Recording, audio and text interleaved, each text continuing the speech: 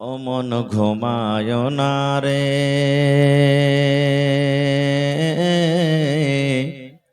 নাম জপ মাওলার। একদিন ঘুমাইবা তুমি জিন্দাগির লাগিয়া, ও মন ঘুমায় না রে। ঘুম ঘুম করে রে মন ঘুমের লাগিয়া, একদিন ঘুমাইবা তুমি জিন্দাগির লাগিয়া, ও মন ঘুমায় না রে।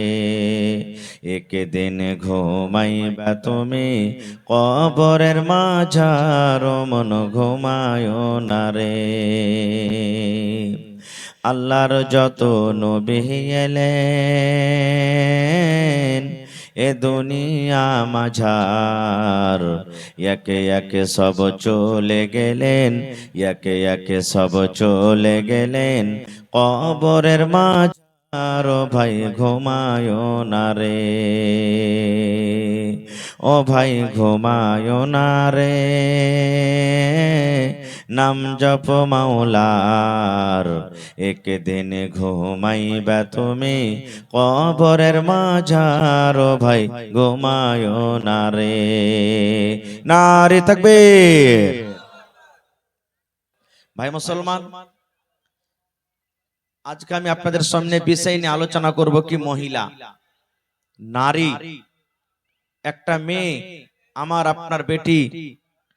এই যে আমরা মোবাইলে, টিভিতে, পেপারে, বিভিন্ন জায়গাতে বিভিন্ন রকমের শুনতে পাই যে শরীয়তে ইসলাম মেয়েদের প্রতি, নারীদের প্রতি জুলুম অত্যাচার করেছে। আজকে আমি আপনাদের সামনে কথা রাখবো, ইসলাম ধর্ম মেয়েদেরকে এত মান সম্মান দিয়েছেন, ইসলাম ছাড়া কোনো ধর্মে দেওয়া হয়নি। হ্যাঁ, যখন ইসলাম দুনিয়াতে আসেনি, যখন নবী হননি, তার আগে মেয়েদের প্রতি জুলুম অত্যাচার হতো, মেয়েদের মান সম্মান হতো না। কিন্তু যখন থেকে ইসলাম এসেছে, যখন থেকে নবী মুহাম্মদ সাল্লাল্লাহু আলাইহি সাল্লাম দুনিয়াতে নবী হয়েছেন, তখন থেকে মেয়েদের মান সম্মান এত বাড়িয়ে দিয়েছেন, এত বাড়িয়ে দিয়েছেন যে ইসলাম ধর্মের মতন মান সম্মান একটা মেয়েকে, নারীকে কোনো ধর্মে দেওয়া হয়নি। কয়েকটার প্রমাণ আছে, যেমন গোটা কোরআনে কত সূরা আছে ভাই? একটু কথা বলেন আমার সাথে, গোটা কোরআনে কয়টা সূরা আছে? 114টা সূরা আছে। যারা কোরআন পড়িতে জানছেন দেখবেন, কোরআনের মধ্যে একটা সূরার নাম আছে সূরাতুন নিসা। আছে কি? আছে। নিসা মানে কি? মহিলা। নিসা মানে কি? নারী। নিসা মানে কি? আওরাত। আল্লাহ তাবারাক ওয়া তাআলা সূরাতুর রিজাল মানে বেটা ছেলের নামে কোন সূরা দেননি কোরআন মাজিদে। সূরাতুর রিজাল বলে কোন সূরা নাই, কিন্তু আল্লাহ তাবারাক ওয়া তাআলা সূরাতুন নিসা নামে একটা সূরা দিয়েছেন। তাহলে এর থেকে বড় মান সম্মান আর কি হলো রে ভাই, যে আল্লাহ তাবারাক ওয়া তাআলা মেয়েদের নামে, বেটির নামে, নারীর নামে গোটা একটা সূরার নামই রেখে দিয়েছেন সূরাতুন নিসা। আল্লাহুস সামাদ। কতখানি মান সম্মান বাড়ালছে। হ্যাঁ, ইসলাম যখন আসেনি তার আগে মেয়েদের সম্মান হইতো না। যেমন একটা উদাহরণ দিই, সহিহ হাদিস। আল্লাহর নবী মুহাম্মদ সাল্লাল্লাহু আলাইহি সাল্লাম, আমাদের শেষ নবীর নাম কি? মুহাম্মদ সাল্লাল্লাহু আলাইহি সাল্লাম। একজন সাহাবী এসে বলছেন, ইয়া রাসূলুল্লাহ, ইহুদি যারা নবীকে মানে না, ইহুদিরা যখন ওদের স্ত্রীর হাইজ হয়তো, মাসিক হয়তো, তখন ওরা কি করে? নিজের স্ত্রীর কাছ থেকে আলাদা থাকে। একজন সাহাবী এসে বলছেন, ইয়া রাসূলুল্লাহ, যখন ইহুদির স্ত্রীদের, বেটিদের যখন হাইজ হয়, মাসিক হয়, মাসে মাসে 4 দিন, 5 দিন, 3 দিন, 7 দিন, 6 দিন নাপাক হয়ে থাকে, ওরা কিন্তু নিজের স্ত্রীকে পাঞ্জরে লেই না, আলাদা করে বলে থাক। ওদের কোনো হাতের খানা পিনাও খায় না, না তরকারি রান্না খায়, না ভাত রান্না খায়, না রুটি, না ঘাঁটি, কিছুই খায় না। ওরা বলে, তুই নাপাক হয়েছিস, তোর বিছানা আলাদা, তোর ঘর আলাদা, তুই আলাদা হয়ে থাক, যতদিন নাপাক হয়ে থাকবি রান্না বান্না করিস না। তাহলে এটা জুলুম হয়তো না ভাই? এখন কি আছে? এটা কি আছে আমরা করছি? করি না। কিন্তু নবীজি কি বললেন? রে আমার সাহাবী, ও আমার উম্মতারা, তোমরা শুনে নাও, আল্লাহ রাব্বুল আলামিন মেয়েদের প্রতি জুলুম অত্যাচার করতে নবীজি নিষেধ করে দিয়েছেন। নবী বললেন, সাহাবীরে, ইহুদিদের যখন স্ত্রীদের হাজ হয় তখন ওরা নিজের বিবির কাছ থেকে আলাদা থাকে, ওদের বিছানাটা আলাদা থাকে, ওদের খাওয়া দাওয়া আলাদা হয়, ওদের রান্না বান্না আলাদা হয়। কিন্তু সাহাবীরা শুনে নাও, আল্লাহ তাবারক ওয়া তাআলা এরকম জুলুম অত্যাচার করতে নিষেধ করেছেন রে সাহাবী। ও আমার উম্মতরা, তোমরা শুনে নাও, যখন তোমাদের মেয়েরা, যখন তোমাদের স্ত্রীরা নাপাক হবে, ওই নাপাকি হালাতে ইয়াকি পাঞ্জরে গায়ে গা মিলিয়ে তুমি নিজের বিবির কাছে ঘুমাইতে পাবে। কোন রকমের নাপাকি নাই। যদি তোমার বিবি তোমার গায়ে যদি টাচ করে এবং তোমার গাটা যদি তোমার বিবির গায়ে লাগে যায়, তাহলে কোন রকমের নাপাক হবে না, তোমার গুনাহ হবে না, পাপ হবে না। শুধু তা নয় রে সাহাবী, তোমার স্ত্রী যে থালাতে বসে খাবে ওই থালাতে তুমি বসে খাইতে পারো। তোমার স্ত্রী তোমার কাপড় সাফ করবে, তোমার স্ত্রী তোমার জন্য রান্না বান্না করবে, তোমার স্ত্রী তোমার জন্য পানি নিয়ে আসবে, যা ইচ্ছা তাই করতে পারবে, কোনো মানা নাই। সাহাবীরা শুনে নাও, তোমার স্ত্রী নাপাক হয়েছে, তোমার যদি বুসা অর্থাৎ চুমা খাওয়ার মন হয়, তোমার বিবিকে তুমি হায়জার হালাতে চুমা খেতে পারো, তোমার কোন রকমের গুনাহ হবে না। কিন্তু নবী বললেন, মহিলা ও আমার যুবক ভাইরা শুনেন, নবী বললেন, ও আমার সাহাবীরা, যখন তোমাদের বিবিরা নাপাক হালাতে থাকবে ওই টাইমে, ওই সময়তে ওরা মসজিদের ভিতরে যাবে না, ওরা মসজিদে ঢুকবে না, রোজার হালাতে যদি হয় রোজা রাখবে না, ওরা নামাজ পড়বে না। আল্লাহ রাব্বুল আলামিন নামাজ মাফ করে দিয়েছেন, কিন্তু রোজাটাকে আল্লাহ মাফ করেনি। জয় দিন নাপাক হয়ে থাকবে, 3 দিন 4 দিন 5 দিন, জয়টা রোজা ছুটে যাবে, ওই রোজা কোটা অন্য মাসে তাকে পূরণ করতে হবে। তারপরে নবী বললেন, ও আমার সাহাবীরা শুনে নাও, যখন তোমার স্ত্রীরা মাসিকের হালাতে থাকবে ওই হালাতে, ওই অবস্থায় খবরদার খবরদার তোমার স্ত্রীর সাথে তুমি মিলন করিও না, তোমার বিবির সাথে তুমি হামবিস্তারি করিও না। কারণ হাইজের হালাতে তোমার বিবির সাথে তুমি যদি মিলন করো, এটা পাপের কাম, এটা গুনার কাম। এই ছাড়া তোমার স্ত্রীর সাথে সব করতে পাবে, তোমার কোনো গুনাহ নাই। দেখেন, যে ইহুদিরা নিজের স্ত্রীকে বিছান থেকে আলাদা করত, কিন্তু ইসলাম এত মান সম্মান দিয়েছে যে ওই স্ত্রীকে তুমি বিছানে নিয়ে ঘুমাও আর হাতের খাও, তোমার কোনো অসুবিধা হয় না। নবীজি কত মান সম্মান বাড়ালেন জানেন? এটা সহিহ হাদিস। মা আয়েশা রাদিয়াল্লাহু তাআলা আনহা, আল্লাহর নবীর হলেন একজন স্ত্রী। ওরে সুবহানাল্লাহ, এত নেককার দিনদার স্ত্রী। মহিলাদের মধ্যে সব থেকে হাদিস মুফাসসির যিনি করেছেন তিনি হলেন মা আয়েশা রাদিয়াল্লাহু তাআলা আনহা। সে মা আয়েশা বলেন, আমি একদিন আল্লাহর নবীর পাঞ্জরে বসে আছি, নবী আমার পাঞ্জরে বসে আছেন, আমি একটা পিয়ালাতে কিংবা আমি একটা গিলাসে করে দুধ নিয়ে আসলাম, নবী আমার পাঞ্জরে কিন্তু বসে আছেন। নবীর সামনে আমি সেই দুধ মুখে লাগিয়ে দিলাম, গিলাসটা মুখে লাগিয়ে দিলাম, এবার আমি দুধ পান করতে লাগলাম কিংবা পানি পান করতে লাগলাম। পানি পান করতে করতে করতে করতে যখন আমি গিলাসটাকে রেখে দিলাম, দয়ার নবী যেই জায়গাতে আমি মুখ লাগাই ঠোঁট লাগাই আয়েশা পানি পান করলাম, আমার নবী গিলাসটা উঠিয়ে নিলেন, আর উঠিয়ে নেওয়ার পর যেই জায়গাতে আমি মুখ লাগাই ঠোঁট লাগাই আমি পানি পান কিংবা দুধ পান করলাম, দয়ার নবী ওই জায়গাতে মুখ লাগাই পানি পান করলেন। মান সম্মান বাড়লো না বাড়লো না? শুধু তা নয়, মা আয়েশা আরো বলেন, আমি গোশত খাই কিংবা হাড্ডিতে আমি দাঁত লাগাইয়ে কামড় লাগাইয়ে খাই, আমি ওই পিসটাকে খেয়ে, ওই গোশতের পিসটাকে খেয়ে যখন আমি থালাতে রেখে দিলাম, দয়ার নবী পিসটাকে উঠিয়ে নিলেন, আর পিসটাকে উঠিয়ে নেওয়ার পর আমি আয়েশা যে জায়গাতে মুখ লাগাইয়ে কামড় দিলাম, যে জায়গাতে আমি দাঁত লাগাইয়ে কামড় দিলাম, আল্লাহর নবী ওই জায়গাতে মুখ লাগাইয়ে কামড় দিয়ে খেলেন। নারে তাকবীর। এবার মা আয়েশা কি বলছেন শেষের বেলাতে? আমি যে এরকম ভাবে নবীর সাথে খেলাম, আমার কাইঞ্জিরা ঝুট্টা জিনিস নবী খেলেন, আমি হাইজের হালাতে মাসিকের হালাতে আমি ছিলাম। সুবহানাল্লাহ। তাহলে দেখেন ইসলাম ধর্ম মান সম্মান দিয়েছেন দেনি ভাই আল্লাহুস সামাদ।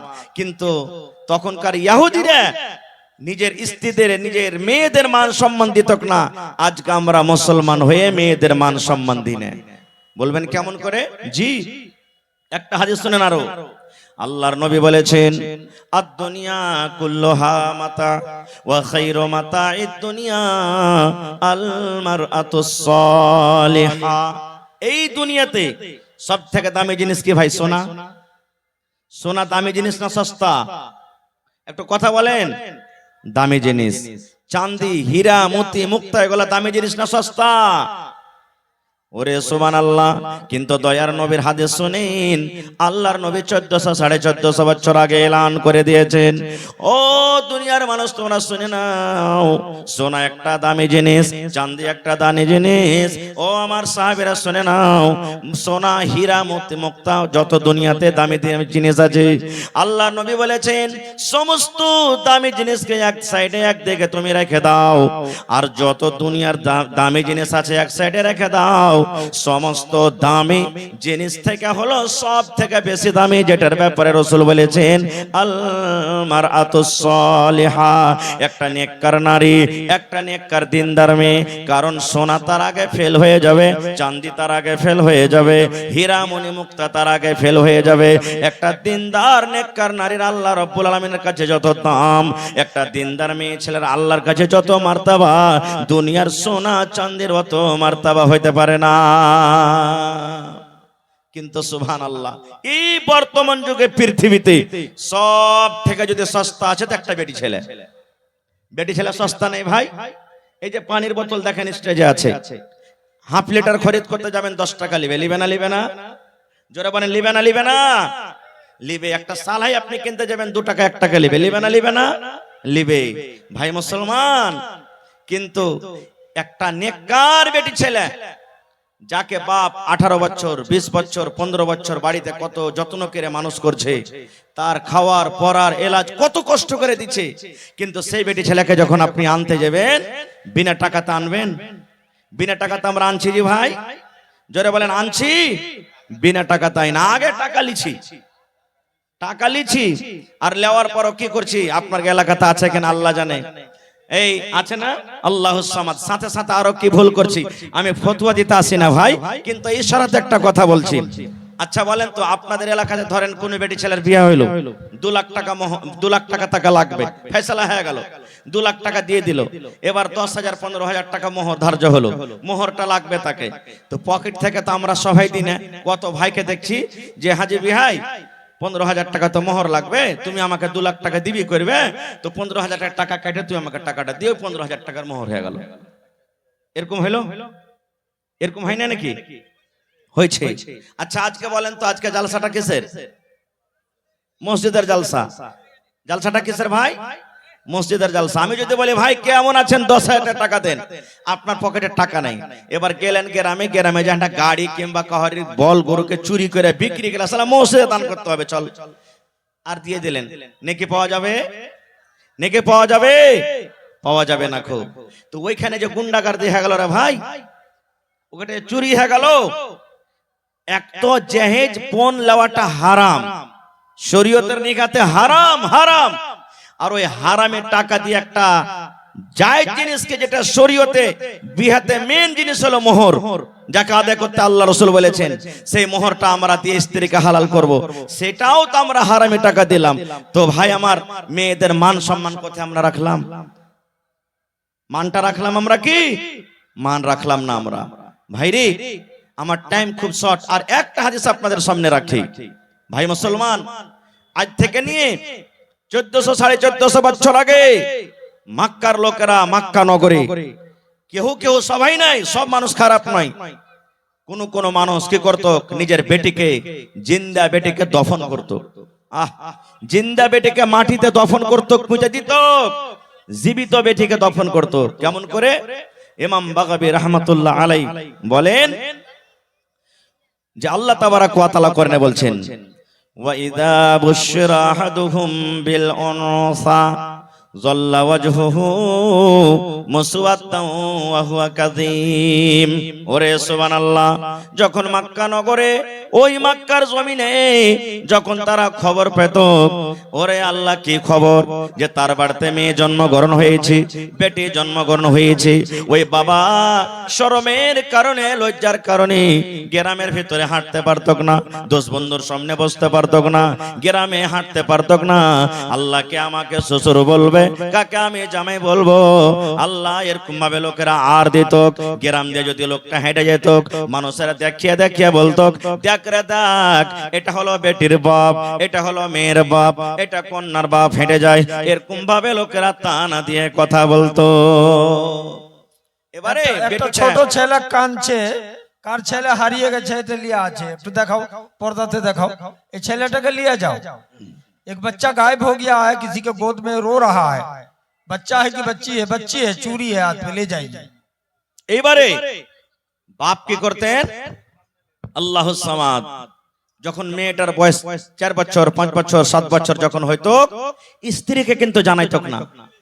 একটা কৈদল নিয়ে মাঠে জঙ্গলে চলে যেত, আর মাঠে যাওয়ার পর একটা গর্ত করত, কবর খুঁড়তো, খাল করত, খাল করে বাড়ি চলে এলো। বিবি কিন্তু জানে না।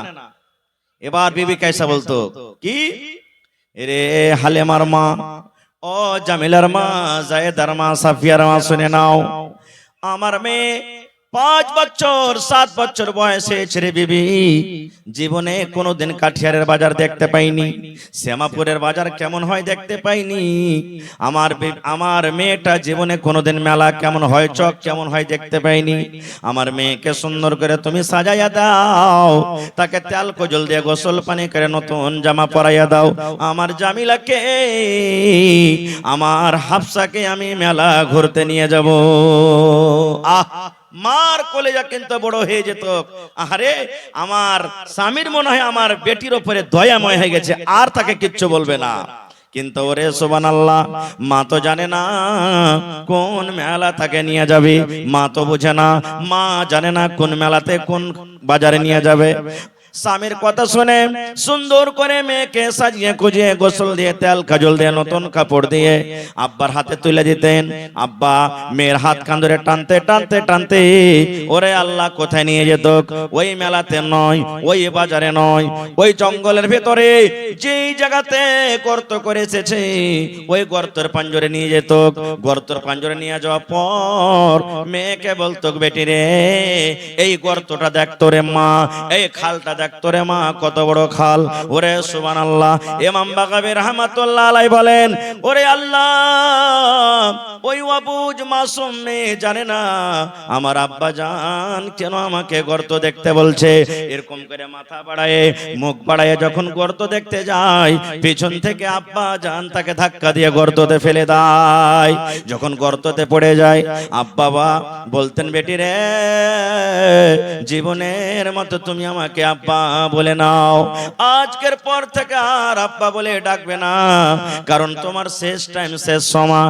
মাকে যদি বলার থাকে মা মা মা মা বলে তুমি ডেকে নাও, দুনিয়ার যা দেখার আছে দেখে নাও, আজকের পর থেকে আর তুমি আমাকে দেখতে পাবে না, তোমাকে আমি দেখতে পাবো না, তুমি শেষ টাইম, শেষ সময়, এখন তোমার বাবারে যা দুনিয়াতে দেখার আছে তুমি দেখে নাও।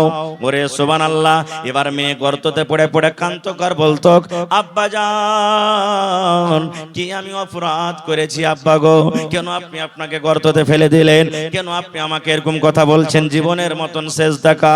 আব্বা বলতো, গো মারে, যেদিন থেকে তুই জন্ম হয়েছিস রে মা, সেদিন থেকে আমি গ্রামে আর হাঁটতে পারি না, লজ্জার কারণে গ্রামের সামনে আমি হাঁটতে পারি না, লজ্জার কারণে আমি গ্রামে মুখ দেখাতে পারি না, এই জন্য রে মা তোকে আজকে দফন করে আমি বাড়িতে চলে যাব। কিন্তু ওরে সুবহানাল্লাহ, মেয়ে বলতো, কারণ আব্বা গো তুমি আমাকে মারিও না, তুমি আমাকে দফন করিও না, আজকের পর থেকে তোমাকে আর আব্বা আব্বা বলে ডাকবো না, মাকে মা মা মা বলে আমি আর ডাকবো না। আমার দুই চোখ যেদিকে যাবে আমি চলে যাব, কিন্তু তুমি দয়া করে গর্ত থেকে আমাকে উঠাইয়া নাও। তার কথা শোনা হয়তো না, ওই মক্কা নগরী ওই বাপ একটা মেয়ের কথা শুনতো না। ওই মেয়েকে উপর থেকে মাটি চাপিয়ে জিন্দা জীবিত তাকে দফন করে বাড়িতে আসতো। কিন্তু নবীজি কত তার মান সম্মান বাড়িয়ে দিলেন, মেয়েদের মান সম্মান কত নবী বাড়িয়ে দিলেন, মেয়েদের ফজিলত কত দিয়ে দিলেন। আল্লাহর নবী বললেন, ও বেটির বাবা, ও মেয়ের বাবা, তোমরা শুনে নাও, আল্লাহ রাব্বুল আলামিন তাকে দুইখানা মেয়ে দিয়ে আজমাইশ করেছেন। আল্লাহ রাব্বুল আলামিন দুইখানা বেটি দিয়ে যাকে পরীক্ষা করেছেন। ওরে সুবহানাল্লাহ, ও বেটির বাবা তুমি খুশি হয়ে যাও, খুশি হয়ে যাও। আল্লাহর নবী বলেছেন, যার বাড়িতে মেয়ে জন্মগ্রহণ হয়েছে ওই বাপ যদি মুখখানাকে ভারী না করে, ওই বাবার যদি মুখখানটা কালো না হয়ে যায়, ওই বাবা যদি আফসোস না করে, আল্লাহ কেন তুমি আমাকে মেয়ে দিয়েছো, আল্লাহ ছেলে কেন দাওনি, হাসি মুখে আল্লাহ যেটা দিয়েছে আল্লাহর হাজার হাজার শুকর। ওই মেয়ের লালন পালন করে মেয়েকে বড় করে যতদূর পারলো শিক্ষা দিয়ে ভালো ঘর ভালো পর দেখে তার যদি বিয়ে লাগে যেতে পারে, আল্লাহর নবী বলেছেন, ও মেয়ের বাবা আর আমি নবী জান্নাতের ভিতরে যাব রে, জান্নাতের ভিতরে যাব। ওই বেটির বাবা আর আমি নবী জান্নাতের ভিতরে যাব। কত দূরে দূরে থাকবো জান্নাতের ভিতরে, জান্নাতে গিয়ে কত দূরে দূরে থাকবো। তয়ার নবী এই দুটা আঙ্গুলকে ইশারা করে বললেন, ও আমার উম্মতরা শুনে নাও, ও আমার সাহাবীরা তোমরা শুনে নাও, এই দুটা লোক যেমন পাশাপাশি হয়ে আছে, এই দুটা লোক যেমন পাঞ্জরে পাঞ্জরে হয়ে আছে, আমি নবী আর ওই মেয়ের বাবা জান্নাতের ভিতরে পাশাপাশি হয়ে থাকবো। নারে তাকবীর। দেখেন কত মান সম্মান বাড়িয়ে দিলেন। তাহলে আমার মনে হয় এই মজলিসে যত মানুষ আছেন প্রত্যেক মানুষের বাড়িতে বেটি আছে, আছে না নেই? জোরে বলেন, আছে না নেই? কাহরে একটা, কাহরে দুটা, কাহরে তিনটা, কাহরে পাঁচটা, এরকম ভাবে কত লোক এমন আছে একটাও আল্লাহ তাকে এখনো বেটি দেয়নি, শুধু বেটা। কত লোক এমন আছে যে একটাও বেটা দেয়নি, শুধু বেটি। এরকম মানুষ দুনিয়াতে আসে না নাই? যার তিনটা চারটা বেটি হয়ে গেল ভাই, ও শাশিতে ঘুঁচা মারবে, রে মরার বেটা মরা, রে গোলামের বেটা গোলাম, তুই কোন মায়ের লোককে নিয়ে শেষ করিয়া ইহুদমের বেটিকে তালাক করতে ছেড়ে দে। যা গালা বলবে, নন বলবে, তোর নিয়ত দেখে, এরে মাগি তোর নিয়ত দেখে আল্লাহ তাআলা তোকে শুধু বেটি দিয়েছে, বেটা দেন, তুই জীবনে কোনোদিন বেটার মুখ দেখতে পাবি না। ভাইরে, আল্লাহ তাআলা কোরআনে সূরা শুরাতে বলছেন যে আমি আল্লাহ তাআলা যাকে ইচ্ছা করি বেটা দান করি, আমি আল্লাহ তাআলা যাকে ইচ্ছা করি বেটি দান করি, আমি আল্লাহ তাআলা যাকে ইচ্ছা করি বেটা বেটি দুটাই দান করি, আমি আল্লাহ তাআলা যাকে ইচ্ছা করি তাকে বাঁঝ করে রাখি, একটাও সন্তান দিই না। তাহলে বেটি দেওয়ার মালিক কে ভাই? জোরে বলেন। বেটা দিয়েছেন কে? আল্লাহ। আর বেটা বেটি দুজনই দিয়েছেন কে? আর আল্লাহ কাউকে কিচ্ছু দেয় না কে?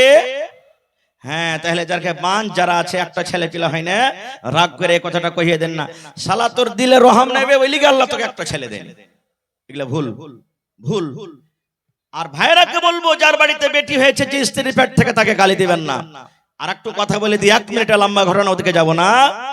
মারিয়ামের মা হান্না, মারিয়ামের মা হান্না নজর মেনেছিলেন, আল্লাহ আমার পেটে সন্তান, আল্লাহ আমার পেট থেকে যদি সন্তান হয়, আসলে ওর নিয়ত ছিল ছেলে যদি হয় আমি মসজিদে দান করে দেবো, ওয়াকফ করে দেবো, দান করে দেবো মসজিদে।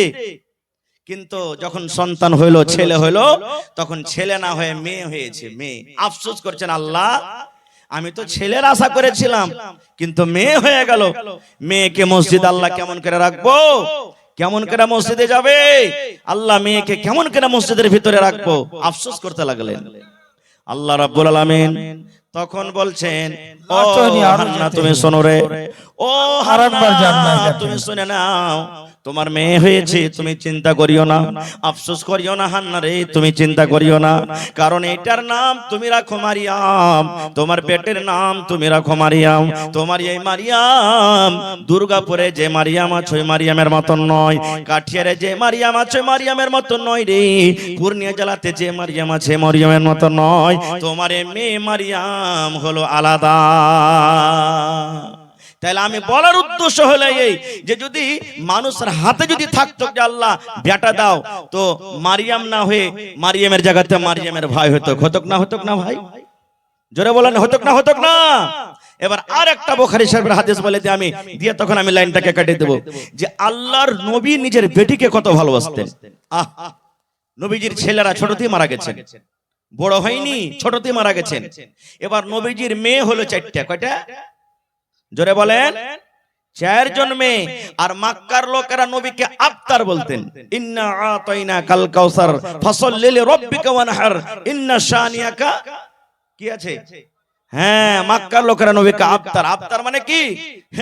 হ্যাঁ দেখ ইয়ার বেটা গেল তো দুনিয়াতে চলে গেল, ইয়ার জড় কেটে গেল, আর আগালে কিছু করতে পারবে না। মানে কি? আর বুনিয়াদ সাফ, এখান থেকে জড় সাফ। ইয়ার নাম লেনাওয়ালা দুনিয়াতে কেউ হবে না, কেউ নাম লেনাওয়ালা হবে না, কারণ এর বেটারা সব সাফ হয়ে গেল। কিন্তু আল্লাহ তাআলা বললেন ইন্না শানিয়াকা হুয়াল আফতার। নবীজিকে সন্তুষ্টি দিলেন আল্লাহ তাবারক তাআলা। আমি ওদিকে যাব না। নবীজির বেঁচে থাকাকালে 3 জন বেটি মারা গেছেন। শেষ বেটি নবীজির মৃত্যুর পর মারা গেলেন। ছোট বেটির নাম হলো ফাতেমা রাদিয়াল্লাহু তাআলা আনহা। নবীজির শেষ টাইম, শেষ সময় সাহাবায়ে কেরাম বসে আছেন আঞ্জরে পাঞ্জরে, নবীজির বিবিরা বসে আছেন। এরকম টাইমে নবীজি বলছেন আমার মা কই? মানে মা মানে কি? আমার বেটি কই? কই আমার ফাতেমা, আমার কলেজার টুকরা কই? আমি তার সাথে কথা বলবো। ফাতেমাকে খবর হলো, ও ফাতেমা, তোমার আব্বাজান জানি না কি কারণে তোমাকে ডাক দিয়েছি। তোমার আব্বাজান অসুখ হয়ে আছে, বেমারি হালাতে আছে। আব্বার কথা শুনি ফাতেমা রাদিয়াল্লাহু তাআলা আনহা তাড়াহুড়া করে আব্বার কাছে এলেন।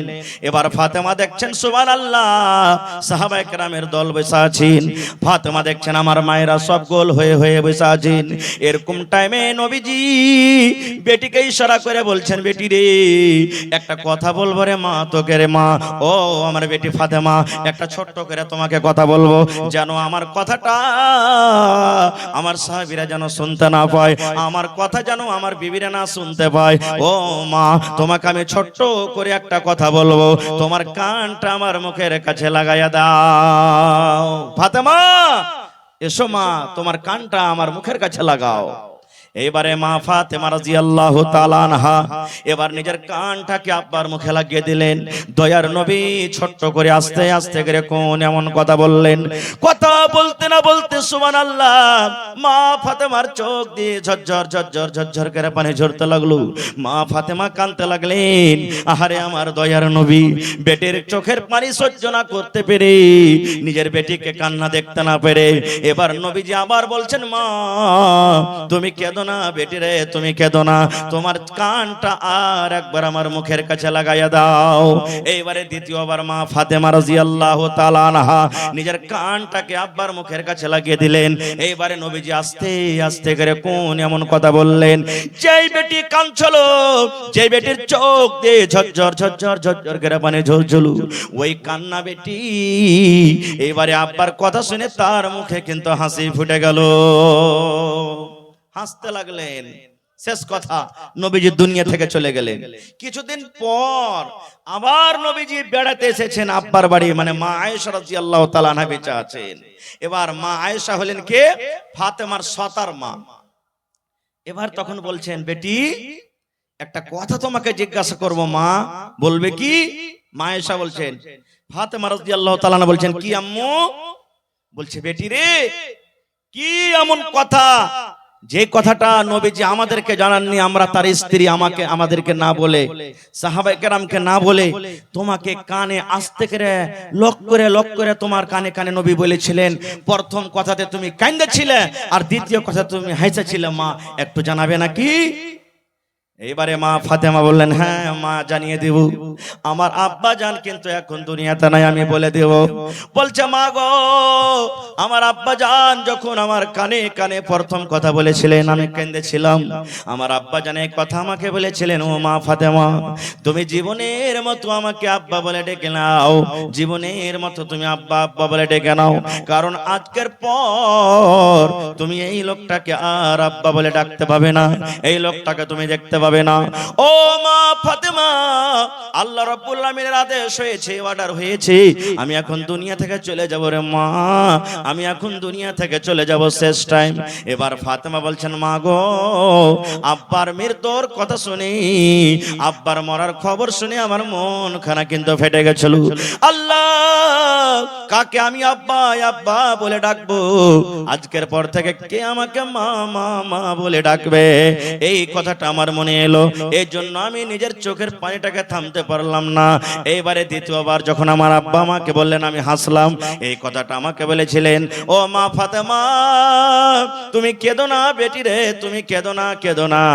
কারণ আমার মৃত্যুর পর, আমার দুনিয়া থেকে যাওয়ার পর, আমার বংশের মধ্যে, আমার খানদানের মধ্যে সর্বপ্রথম যার সাথে আমার দেখা হবে, কিংবা আমার খানদানের মধ্যে যার সর্বপ্রথম মত হবে, সেটা হবে মা ফাতেমা তুমি। ঠিক নবীজির 6 মাসের মৃত্যুর পর মা ফাতেমা রাদিয়াল্লাহু তাআলা আনহা দুনিয়া থেকে চলে গেছেন। আমি ওদিকে যাব না, বলার উদ্দেশ্য হাদিসটা এই, নবীজি নিজের বেটিকে কত ভালোবাসতেন, কত আদর করতেন, যে নিজের মওতের কথাটা বিবি রেখে বললেন না, সাহাবায়ে কেরামকে বললেন না, বললেন কাকে ভাই? কাকে বললেন? আর আমরা কতটুকু ভালোবাসি? এ ডাবলু, এ হাবলু, এ ভল্টু, এ পলু, এ ঝড়ু, শুন এখানে, ওই মাঠের যত জমিন গালা আছে, যেগুলাতে ফসল হয় না, দগা টগা, ওগুলো একটাও তোরা লিবি না কেউ। আর যত রোডের কান্ধাতে একবারে ন্যাশনাল হাইওয়েতে ভুঁই গালা আছে, সব তোরকে নামে লক্ষ্য করে দিই, চল। এগুলো আমরা বেটিকে ভালোবাসি, এগুলাই দিছি আমরা বেটিকে।